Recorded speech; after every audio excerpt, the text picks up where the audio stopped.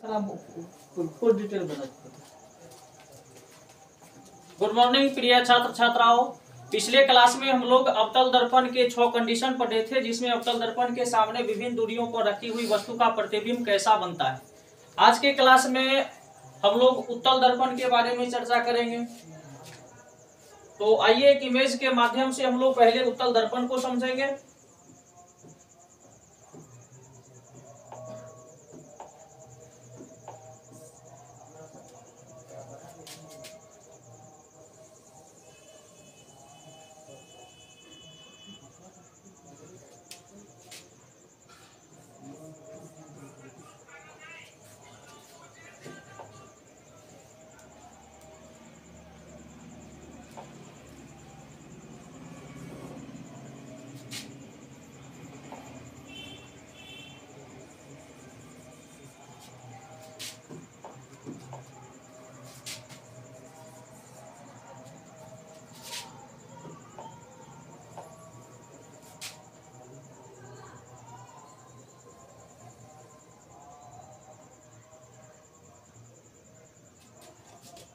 उत्तल दर्पण में हम लोग देखते हैं कि अंदर से कलई की जाती है और बाहर का जो भाग होता है वह उभरा होता है। दर्पण के ठीक बीच के बिंदु को हम लोग पोल कहते हैं। तो इसमें एक स्ट्रेट लाइन खींचते हैं जो ध्रुव पर जाकर मिलता है।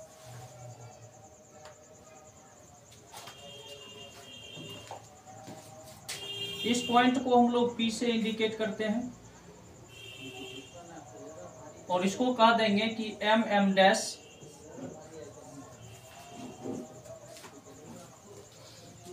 अब यहां पर आप लोग देखिएगा, इस बिंदु को F कहेंगे जिसे फोकस दूरी कहते हैं, और यहां तो एक बिंदु होता है जिसे C कहेंगे, वक्रता केंद्र हो गया।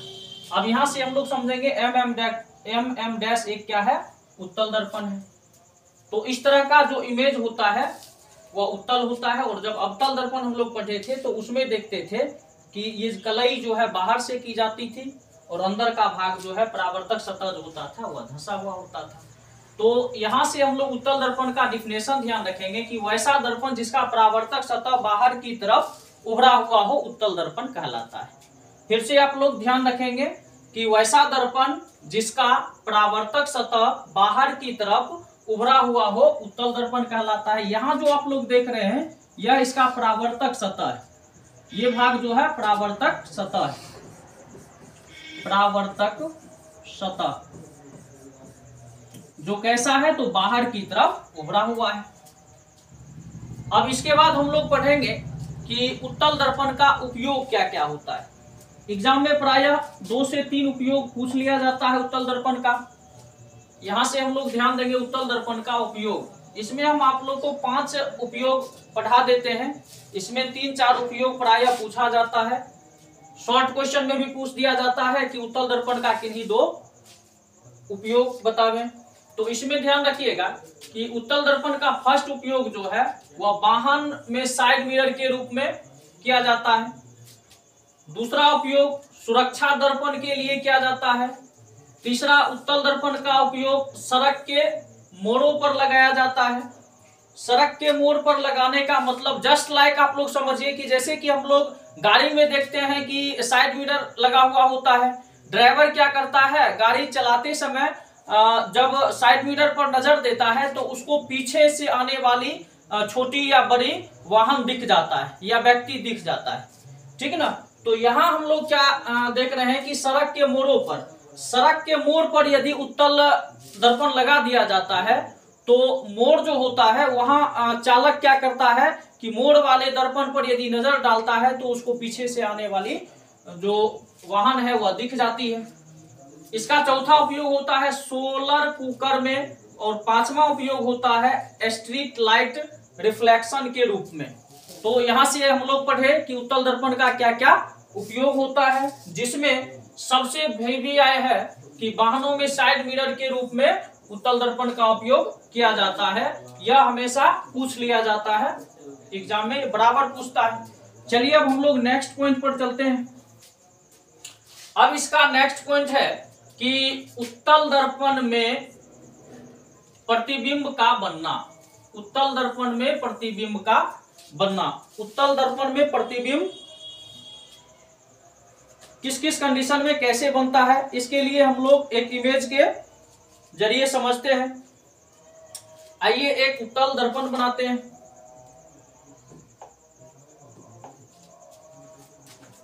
यहां से आप लोग देखिएगा,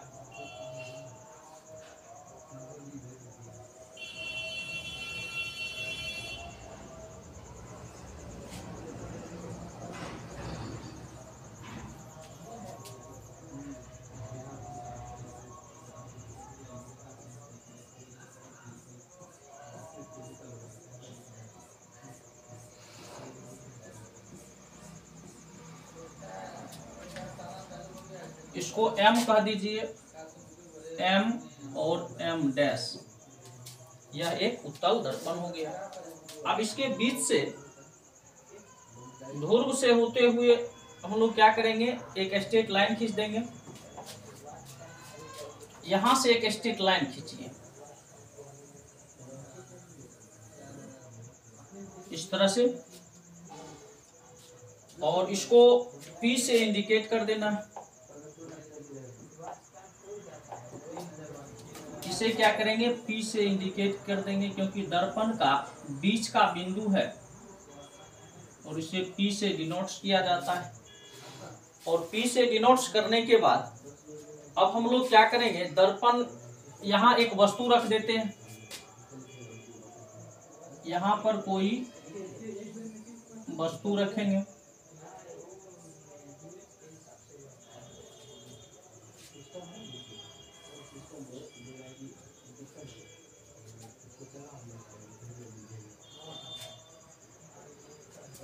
वस्तु रख दिए और इस वस्तु का नाम दे देंगे A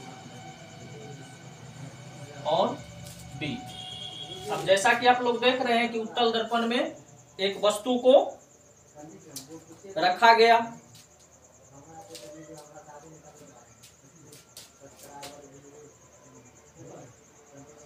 अब यहां से इस पॉइंट को हम लोग C कह देंगे।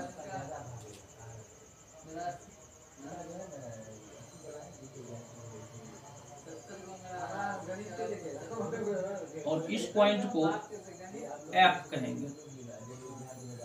ये फोकस है और ये वक्रता केंद्र है। यहां पर आप लोग देख रहे हैं प्रतिबिंब बन रहा है।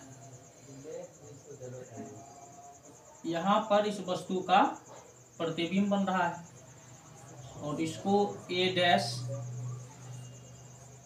B डैश कहेंगे, A डैश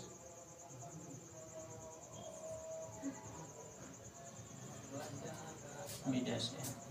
अब इसको हम लोग समझेंगे भाषिक तौर पर कि उत्तल दर्पण में जब वस्तु को ध्रुव और अनंत के बीच रखा जाता है, यहाँ हम लोग देख रहे हैं ध्रुव है और ये इधर अनंत का भाग है, तो ध्रुव और अनंत के बीच में जब वस्तु को हम लोग रखे तो इसका प्रतिबिंब कहाँ बनता है, तो यहाँ प्रतिबिंब हम लोग देख रहे हैं ध्रुव और फोकस के बीच बनता है, ध्रुव और फोकस के बीच बनता है। तो उत्तल दर्पण में जब वस्तु को ध्रुव और अनंत के बीच में रखा जाता है तो उसका प्रतिबिंब दर्पण के पीछे या दूसरे साइड कहिए दर्पण के पीछे ध्रुव और फोकस के बीच बनता है। उत्तल दर्पण में जब वस्तु को ध्रुव और अनंत के बीच रखा जाता है तो उसका प्रतिबिंब ध्रुव और फोकस के बीच बनता है। दर्पण के दूसरे ओर P और F के बीच कहने का मतलब ध्रुव और फोकस के बीच बनता है। यह प्रतिबिंब काल्पनिक, सीधा और वस्तु से छोटा होता है। प्रतिबिंब कैसा है, काल्पनिक है, सीधा है और वस्तु से छोटा है। तो उत्तल दर्पण में हम लोग देख लिए कि वस्तु का कंडीशन क्या होता है। अब इससे आगे हम लोग इससे पहले अवतल दर्पण के बारे में पढ़े, उत्तल दर्पण के बारे में पढ़े और अब हम लोग थोड़ी चर्चा समतल दर्पण पर कर लेते हैं। चलते हैं नेक्स्ट पेज पर। नेक्स्ट पेज पर हम लोग पढ़ेंगे समतल दर्पण के बारे में। तो समतल दर्पण कहने का मतलब होता है कि समतल दर्पण कांच की एक समतल प्लेट होती है जिस पर पीछे की तरफ से सिल्वर नाइट्रेट या एल्युमिनियम जैसी परावर्तक सामग्री की परत चढ़ाई जाती है। ठीक ना। समतल दर्पण पर जब प्रकाश की किरण पड़ती है तो वह परावर्तित हो जाता है, जिससे आपतन और परावर्तन कोण बनाता है। इसको भी हम लोग इमेज के माध्यम से समझ लेंगे। यहां से देख लीजिए, एक स्ट्रेट लाइन खींचेंगे, इसके ऊपर के भाग को हम लोग इस तरह से ऐसा करते हैं, नीचे से कलाई कर देते हैं इसको।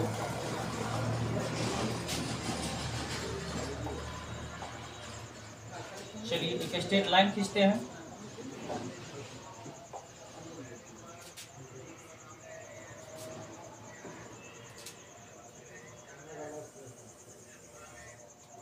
इसको नीचे से हम लोग कलाई कर देंगे।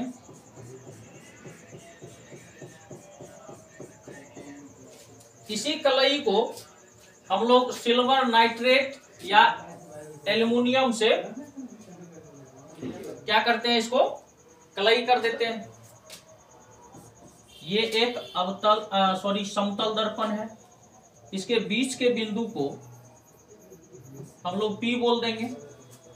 अब इस पर जब किरणें आती है, इस पर जब किरण पड़ती है तो यह परावर्तित हो जाती है। इसके बीच में एक अभिलंब डालते हैं। अब यहां देखिएगा, ये आपतित किरण है और ये परावर्तित किरण है। तो आपतित किरण और अभिलंब के बीच, अभिलंब को N से डिनोट कर दीजिए, अभिलंब के बीच एक कोण बनता है, इसी को हम लोग कहते हैं आपतन कोण। इसे I से इंडिकेट किया जाता है। और परावर्तित किरण अभिलंब के बीच जो दूसरा कोण बनता है उसको हम लोग परावर्तन कोण कहते हैं। इसे R से, स्मॉल r से इंडिकेट किया जाता है। यही चीज डिफिनेशन में साफ साफ लिखा हुआ है कि समतल दर्पण कांच की एक समतल प्लेट होती है जिस पर पीछे की तरफ से सिल्वर नाइट्रेट या एल्युमिनियम जैसी परावर्तक सामग्री की परत चढ़ाई जाती है।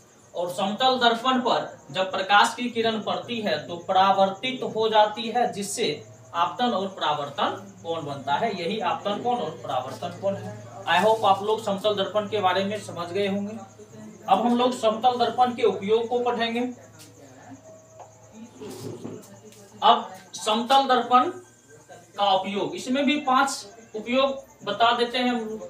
ध्यान रखना है आप लोग को, 2-3 वीवीआई होता है जो प्राय एग्जाम में पूछा जाता है। समतल दर्पण का सबसे वीवीआई इसका उपयोग है कि समतल दर्पण का उपयोग हम लोग चेहरा देखने में करते हैं। दूसरा, डेकोरेशन में इसका उपयोग किया जाता है, सजावट के लिए। तीसरा, पीछे की चीज को देखने के लिए समतल दर्पण का उपयोग किया जाता है। चौथा, बाल काटने में मदद के लिए समतल दर्पण का उपयोग किया जाता है। और 5वां होता है पनडुब्बियों में प्रयुक्त पेटीस्कोप में समतल दर्पण का उपयोग किया जाता है। चलते हैं नेक्स्ट पेज पर। इसका नेक्स्ट पेज है कि समतल दर्पण द्वारा बना प्रतिबिंब। अब हम लोग देखेंगे कि समतल दर्पण में प्रतिबिंब कैसा बनता है। इसको भी हम लोग क्या करेंगे, एक इमेज के माध्यम से समझते हैं तो बेहतर होगा। आइए सबसे पहले हम लोग एक समतल दर्पण बनाते हैं। एक समतल दर्पण बना लेंगे। यहां से एक स्ट्रेट लाइन खींचते हैं।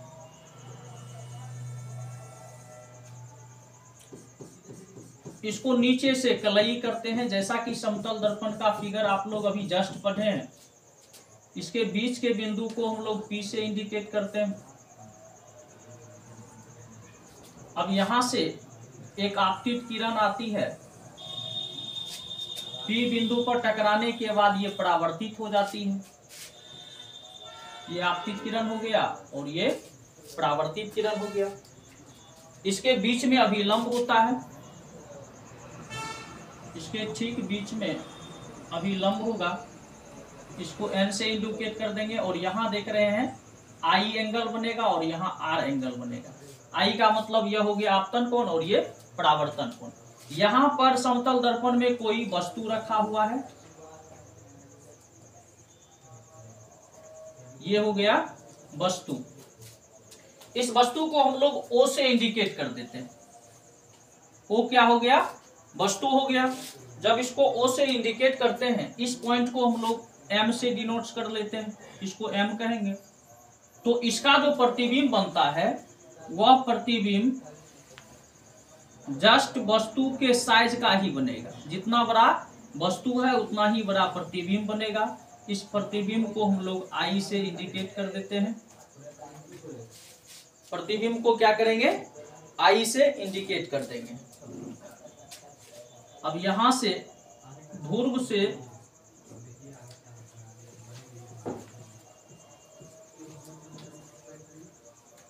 एक लाइन खींच देंगे।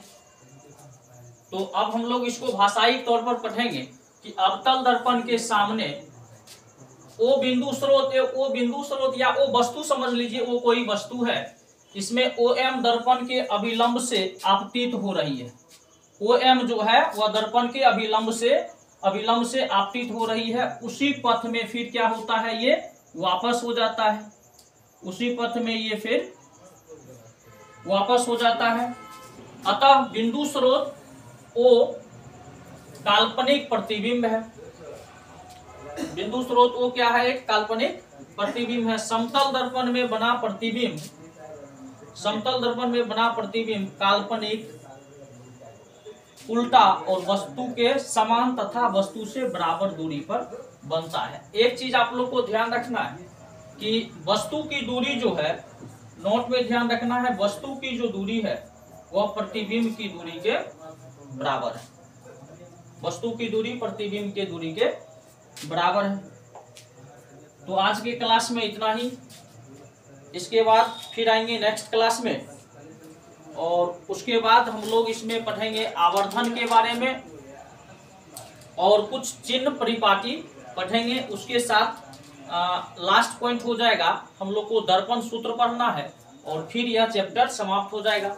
जब ये चैप्टर समाप्त हो जाएगा तो इसके बाद हम लोग फिर न्यूमेरिकल प्रश्न को डील करेंगे। मिलते हैं फिर नेक्स्ट क्लास में।